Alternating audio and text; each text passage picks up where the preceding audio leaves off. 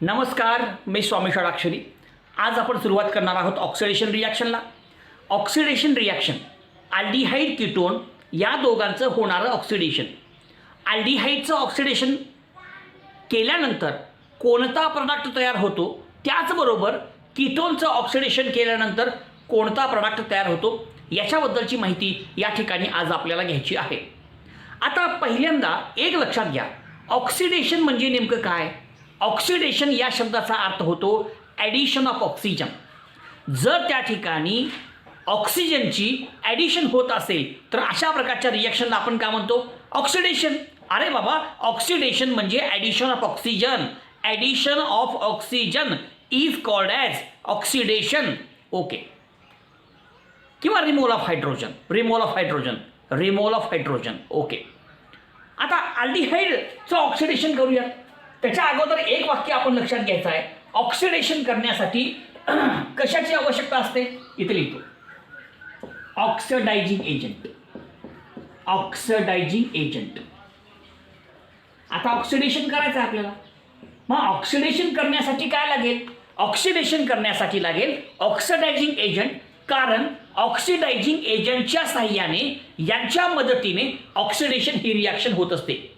आता oxidizing agent कुठले कुठले वापरतात, कोणकोणत्या ऑक्सिडायझिंग एजंटचा वापर केला जातो हे आपण या ठिकाणी लक्षात घ्यायचं आहे. Number 1, dilute nitric acid. पहिला ऑक्सिडायझिंग एजंट. एक लक्षात घ्या, अल्डिहाइड आणि कीटोन यांचं ऑक्सिडेशन करण्यासाठी स्ट्रॉंग ऑक्सिडायझिंग एजंट वापरले जातात. कोणकोणते ऑक्सिडायझिंग एजंट आहेत ज्यांच्या मदतीनं आपण करतो ऑक्सिडेशन, त्याच्यामध्ये पहिला आहे डायल्यूट नायट्रिक ॲसिड. याच्या साहाय्याने अल्डिहाइडचं ऑक्सिडेशन केलं जातं. Number 2, K2Cr2O7 plus dilute H2SO4. बघा, ह्याचं नाव काय, potassium dichromate in acidic medium. हे ॲसिडिक मिडियम आहे आणि ॲसिडिक मिडियममध्ये पोटॅशियम डायक्रोमेटच्या साहाय्यानं सुद्धा ऑक्सिडेशन केलं जातं. ह्याला असंही म्हणतात ॲसिडिफाईड पोटॅशियम डायक्रोमेट किंवा potassium dichromate in acidic medium. याच्या साहाय्यानं देखील आपण अल्डिहाइड कीटोनचं ऑक्सिडेशन करू शकतो. त्याचबरोबर KMnO4 प्लस डायल्यूट H2SO4 या ठिकाणी potassium permanganate in acidic medium याच्या साहाय्याने सुद्धा ऑक्सिडेशन केलं जातं, potassium permanganate in acidic medium. Okay. त्याचबरोबर क्रोमिक अनहायड्राईड किंवा क्रोमिक ॲसिड पण म्हणतात त्याला, CrO3, हा सुद्धा स्ट्रॉंग ऑक्सिडायझिंग एजंट आहे. या सगळ्यांच्या साहाय्याने ऑक्सिडेशन केलं जातं. अल्डिहाइड कीटोन यांचं ऑक्सिडेशन करण्यासाठी स्ट्रॉंग ऑक्सिडायझिंग एजंट वापरले जातात. उदाहरणार्थ डायल्यूट नायट्रिक ॲसिड, उदाहरणार्थ ॲसिडिफाईड पोटॅशियम डायक्रोमेट, उदाहरणार्थ ॲसिडिफाईड पोटॅशियम डायक्रोमेट. त्याचबरोबर क्रोमिक अनहायड्राईडचा सुद्धा वापर केला जातो. CrO3 हा सुद्धा एक स्ट्रॉंग ऑक्सिडायझिंग एजंट आहे. हे वाक्य आपण सर्वांनी लक्षात ठेवायचं आहे. आता ऑक्सिडेशन कसं नेमकं होतं, पहिल्यांदा अल्डिहाइडचं करू आणि कीटोनचं करू. एक लक्षात घ्या, अल्डिहाइडचं ऑक्सिडेशन करणं सोपं आहे, परंतु कीटोनचं ऑक्सिडेशन करणं डिफिकल्ट आहे. कारण कीटोनमध्ये आपल्याला कार्बन कार्बन बॉन्ड तोडावा लागतो आणि कार्बन कार्बन बॉन्ड तोडणं हे डिफिकल्ट असतं. त्याच्यामुळं अल्डिहाइडपेक्षा कीटोनचं ऑक्सिडेशन करणं हे अवघड आहे, डिफिकल्ट आहे. परंतु आपण जर ड्रास्टिक कंडिशन वापरल्या, स्ट्रॉंग ऑक्सिडायझिंग एजंट वापरला, त्याचबरोबर टेम्परेचरचा यूज केला, तर त्या ठिकाणी कीटोनचं सुद्धा ऑक्सिडेशन होऊ शकतं. पण लक्षात घ्या, कीटोनचं ऑक्सिडेशन सहजासहजी होत नाही. कीटोनचं ऑक्सिडेशन करणं हे डिफिकल्ट आहे. कशामुळं, कारण कीटोनमध्ये आपल्याला कार्बन कार्बन बॉन्ड तोडायचा आहे. ओके. आता पहिला भाग आपला बघा, अल्डिहाइडचा.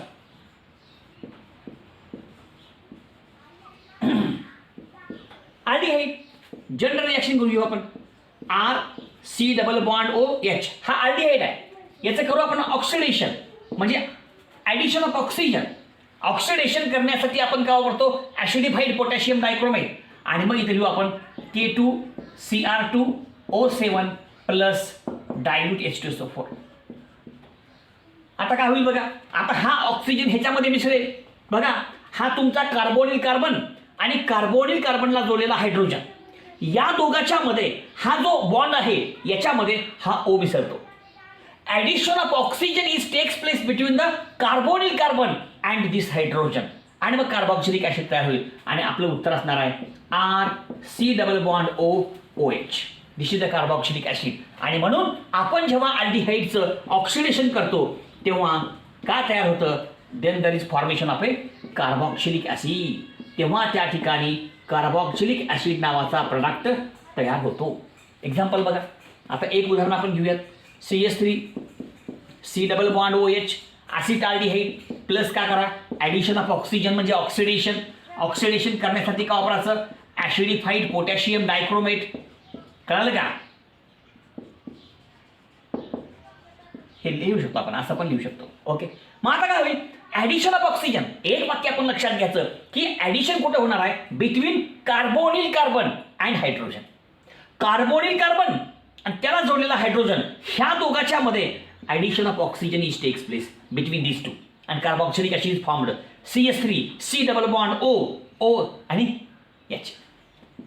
CH3 C double bond OH, आणि अशा प्रकारे हा तुमचा प्रोडक्ट आहे ॲसिटिक ॲसिड. अशा अनेक रिॲक्शन्स या ठिकाणी आपल्याला घेता येतील. हे आहे आपलं ॲसिटाल्डिहाइड. संपलं. अजून एक बघा, बेन्झाल्डिहाइड. आता हे घेऊयात बेन्झाल्डिहाइड. आता हे बेन्झीन रिंग आहे, हे C डबल बॉन्ड O आहे. ह्याचं करू आपण ऑक्सिडेशन. ऑक्सिडेशन म्हणजे काय, ॲडिशन ऑफ ऑक्सिजन. ऑक्सिडेशन, अल्डिहाइडचं ऑक्सिडेशन करणं सोपं आहे, कारण CH बॉन्ड तोडायचा आहे. Breaking of CH bond is takes place in case of aldehyde. त्याच्यामुळे हा बॉन्ड तुटतो, OC मध्ये ॲडिशन होते आणि कार्बॉक्सिलिक ॲसिड तयार होतो. लक्षात घ्या. परंतु कीटोनचं ऑक्सिडेशन करणं डिफिकल्ट आहे. कशामुळे डिफिकल्ट आहे, कारण कीटोनमध्ये आपल्याला कार्बन कार्बन बॉन्ड तोडायचा आहे. हे पण लक्षात घ्यायचं आहे. आता बघा, हे ॲड होईल between carbonyl carbon and hydrogen आणि तयार होईल आपला product benzoic acid. C double bond OH. This is the benzaldehyde. This is the benzaldehyde and this is the benzoic acid. ठीक आहे, संपूर्ण भाग अतिशय सोपा आहे. अशा प्रकारे या ठिकाणी आपण अल्डिहाइडचं ऑक्सिडेशन केलं. आता दुसरा जो भाग आहे तो म्हणजे कीटोन. आता कीटोनचं ऑक्सिडेशन कसं करतात त्याच्याबद्दलची माहिती घेऊ. पहिल्यांदा अल्डिहाइडचं घेतलं, आता कीटोनचं घेऊ. संपली रिॲक्शन. रिॲक्शन ही अतिशय सोपी रिॲक्शन आहे. याच्यामध्ये लेवल लावायची आवश्यकता नाही आणि जास्त सांगायची सुद्धा आवश्यकता नाही. थोडक्यात आपल्या सर्वांच्या लक्षात येईल. ओके, पाठ. आता कीटोन आहे CH3 C double bond O आणि H2 आणि H. ठीक आहे, असं CH3 आहे. CH3 acetone नावायचं. हे असं काही लिहायची आवश्यकता नाही आपल्याला. ऑक्सिजन वगैरे लिहायची आवश्यकता नाही. ऑक्सिडेशन रिॲक्शन आहे. आपण लिहू strong oxidizing agent chromic anhydride किंवा क्रोमिक ॲसिड. ओके, आता हा ऑक्सिडायझिंग एजंट स्ट्रॉंग आहे. आता हे कीटोन आहे, नाव acetone. CH3 C double bond O. CH2 आणि H म्हणजे CH3 आहे. हो, लिहिलं तुम्हाला, टेन्शन घेऊ नका. बघा आता काय होतं माहिती आहे का, आता कार्बोनिल कार्बन आणि हा कार्बन कुठला, हा घ्या किंवा हा घ्या, फरक पडणार नाही. दोन्ही सेम असतील तर कुठलाही तोडा. आता कार्बन कार्बन बॉन्ड तुटला, खेचॅक खेचॅक खेचॅक. अहो, या ठिकाणी काय होणार आहे, कार्बन कार्बन बॉन्डचं ब्रेकिंग होणार आहे. हे लक्षात घ्या तुम्ही. आता ह्याच्या अगोदर काय झालं, अल्डिहाइडमध्ये CH3 C double bond O आणि इथं H. हा ना, हा बॉन्ड तुटला, खेचॅक खेचॅक खेचॅक. कळलं का नाही कळलं, कार्बन हायड्रोजन बॉन्ड तुटला इथं. परंतु याच्यामध्ये तसं होत नाही, CC बॉन्ड तुटतोय. कळलं का, आणि त्याच्यामुळं हा बॉन्ड तोडणं डिफिकल्ट आहे. कार्बन कार्बन बॉन्ड हा स्ट्रॉंग आहे, हा बॉन्ड तोडणं डिफिकल्ट आहे. म्हणून आपण लक्षात घ्यायचं, या ठिकाणी तुम्हाला ड्रास्टिक कंडिशन वापरावं लागेल.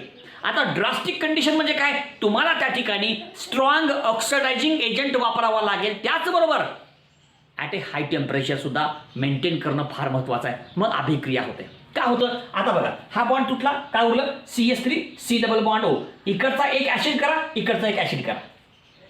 दोन ॲसिड होतील, एक इकडचा एक इकडचा. बघा, CH3 C double bond OH. काय टेन्शन घ्यायचं नाही, दोन्हीकडे ॲसिड करा. CH3 C double bond OH. हा झाला ॲसिड. इकडे पण ॲसिड करा. हे H आहे इथं, HC डबल बॉन्ड OH लिहून टाकायचं. HC double bond OH. झालं, संपलं. हे अशा प्रकारची रिॲक्शन आहे. आणि तयार झाला आपला हा ॲसिटिक ॲसिड आणि हा तुमचा फार्मिक ॲसिड. अशा प्रकारे दोन्ही पण ॲसिड तयार झाले, ॲसिटिक ॲसिड आणि फार्मिक ॲसिड. कळालं का? बघा अजून एक उदाहरण घेऊयात आपण. दोन वेगळे असतील तर कसं, CH3 C double bond O CH2 आणि CH3 करा ऑक्सिडेशन. त्यासाठी वापरा strong oxidizing agent chromic anhydride किंवा क्रोमिक ॲसिड. याचं नाव आहे ethyl methyl ketone. Ethyl methyl ketone किंवा ब्युटॅनोन. ब्युटॅनोन. आता काय करा, कार्बन कार्बन बॉन्ड तोडा. आता दोन्हीकडे सेम असतील तर कुठलाही तोडा बॉन्ड, परंतु पॉपअप्स नियम, कोणता तर नियम आहे, रूल आहे. कळालं का? तो नियम असा म्हणतो की जर वेगवेगळे ग्रुप असतील तर ज्या बाजूला स्मॉल आहे, ज्या बाजूला स्मॉल अल्किल ग्रुप आहे त्याला C डबल बॉन्ड O द्यायचं. म्हणजे C double bond O goes along with the small alkyl group. म्हणजे हा इकडे आला म्हणजे हा बॉन्ड तोडायचा. हा बॉन्ड तोडायचा नाही. इथं हा तोडा किंवा हा तोडा, कुठलाही तोडा, का फरक पडणार नाही. परंतु या ठिकाणी हा कार्बन कार्बन बॉन्ड तोडायचा. C डबल बॉन्ड O हा लहान अल्किल ग्रुप सोबत गेला पाहिजे. कळलं का? हां, म्हणून CH3 C double bond OH.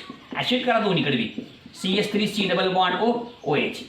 तिकडे बघा CH3 आणि मग ह्याला करायचं C डबल बॉन्ड OH झालं, plus CH3 C double bond OH. दोघांचं नाव एकच आहे, ते म्हणजे ॲसिटिक ॲसिड. संपलं. अशा प्रकारची ही ऑक्सिडेशन रिॲक्शन आहे. अशा प्रकारे या ठिकाणी आपल्याला अल्डिहाइड आणि कीटोन या दोघांचं ऑक्सिडेशन करता येतं. अल्डिहाइड किंवा कीटोन या दोघांचं तुम्ही जर ऑक्सिडेशन केलात तर त्या ठिकाणी तयार होणारा प्रोडक्ट हा कार्बॉक्सिलिक ॲसिड आहे. अल्डिहाइडचं ऑक्सिडेशन केल्यानंतर जो कार्बॉक्सिलिक ॲसिड तयार होणार आहे त्याच्यामध्ये असलेल्या कार्बनची संख्या बदलणार नाही. 2 कार्बनचा अल्डिहाइड असेल तर 2 कार्बनचाच कार्बॉक्सिलिक ॲसिड. परंतु कीटोनचं ऑक्सिडेशन केल्यानंतर जो कार्बॉक्सिलिक ॲसिड तयार होतो त्याच्यामध्ये असलेल्या कार्बनची संख्या मात्र काय होत असते, कमी होत असते. हे पण आपण लक्षात घ्यायचं आहे. अशा प्रकारे या ठिकाणी हा संपूर्ण भाग जो आहे तो आपल्या समोर आहे. लाईक करा, शेअर करा, सबस्क्राईब करा. धन्यवाद.